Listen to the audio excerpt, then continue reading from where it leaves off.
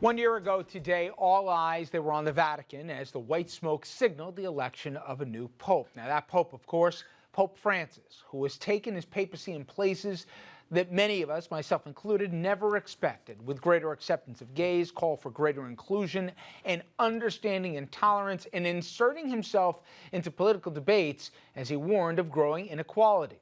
Now that change, it is having an impact, a material one, at least here in the States. 55% of Americans view the Pope here favorably, some significantly so, and only 7% think of him in a negative way.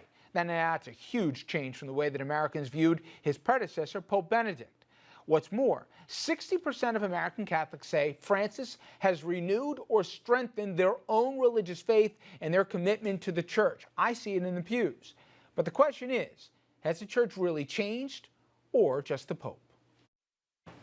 And for more on the first year of Francis' papacy, I am joined by Elena Procario-Foley. She, the chair of the Religious Studies Department at Iona College. Thank you so much for a few minutes. And I'm thinking back to when we spoke. We spoke before the convocation here, and it's been amazing. Yes. What has happened in a year's time. And, you know, from a laity perspective, I don't think a lot of people, and the polls seem to bear this out, expected that there would be as much change, even if it's anecdotal, but if there's as much change, at least both in symbolism and I think just in the face of the church than we've seen in the past year from this pontiff. Well, you used a key word there, symbol. And several commentators, Catholic journalists have written that in a sacramental church, symbol is substance, and so in that sense we can say there's change, but what's the substance of the change? And I would first say tone, and that tone is everything. We know that with our kids, we know that in the classroom, we know that in politics, and the same is true in the church. So Francis, first of all, reminds everyone, well, people of a certain age, of Pope John the 23rd. His tone changed things. It is not the condemnatory tone of the pre-Vatican II church. We have less of the condemnatory tone that we did under some 30 years of John Paul II and Benedict XVI. For all of their wonderful things that they did, this tone is different. This tone is looking out again. It's less defensive. There feels to be more of a humility that's attached to this papacy, and also even some of the language that so many people, you know, that maybe aren't as vested as you and I in the church, that'll maybe go Easter, maybe go Christmas, and sometimes not even that, feel that they're not welcomed, and feel that, as you said, they're condemned before they even walk through the door, not welcomed. That's changed. I think even how, you know, when asked about homosexualities and their place in the church, etc., the language at least he showed. Now, has there been change in doctrine? No. But the point is, the polls seem to reflect it. The people feel that the church may be for them. Now, we haven't seen the numbers change in terms of who's coming into the pews. Right, right. Do you think that's a matter of time, or does the church still need to go farther to make sure that people feel welcomed? Yes and yes.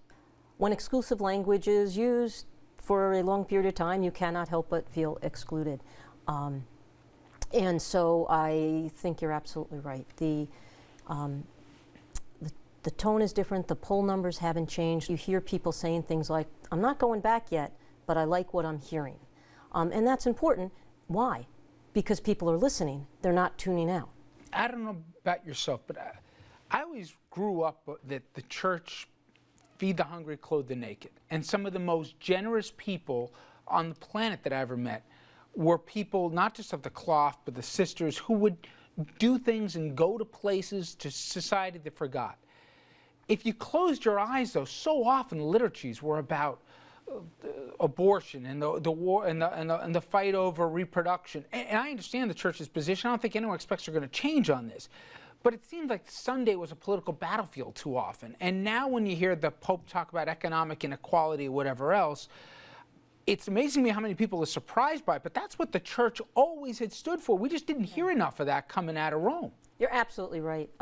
No, well, except for that last piece. We did hear about it coming from Rome. In America, we have that culture war context, which change things.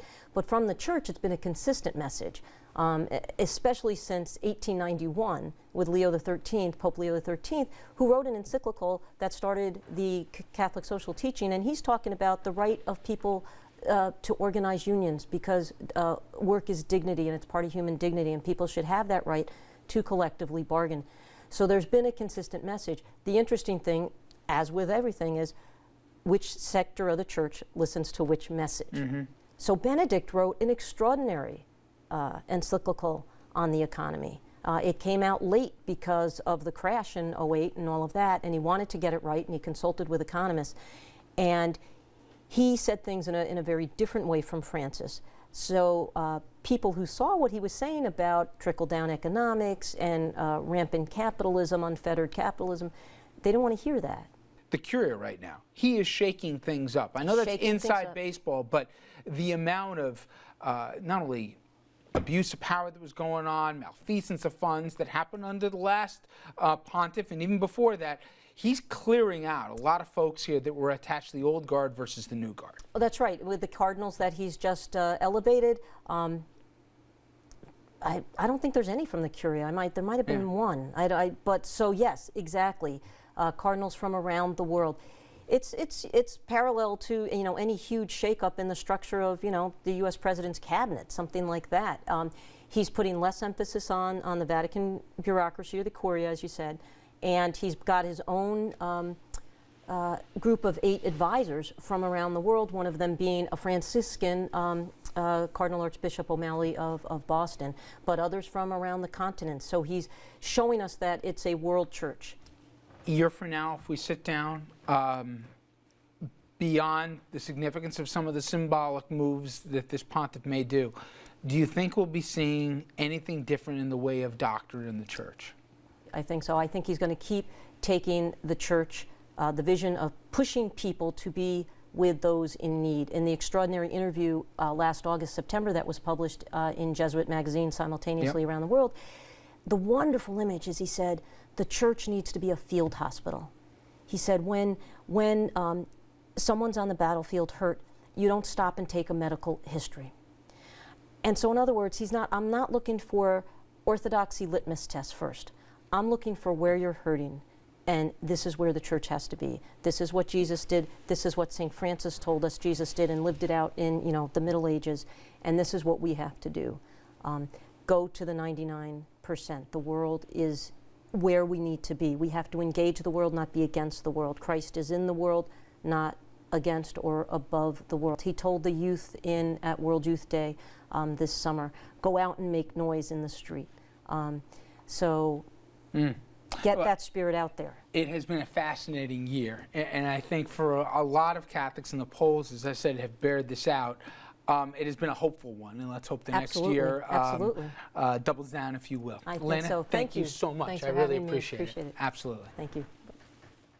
And that is going to wrap things up for this edition of RFL. Now, after the break, a special report from NHK TV as they look back at Japan's devastating earthquake and tsunami 3 years later. We're going to see you back here tomorrow night at 6 p.m.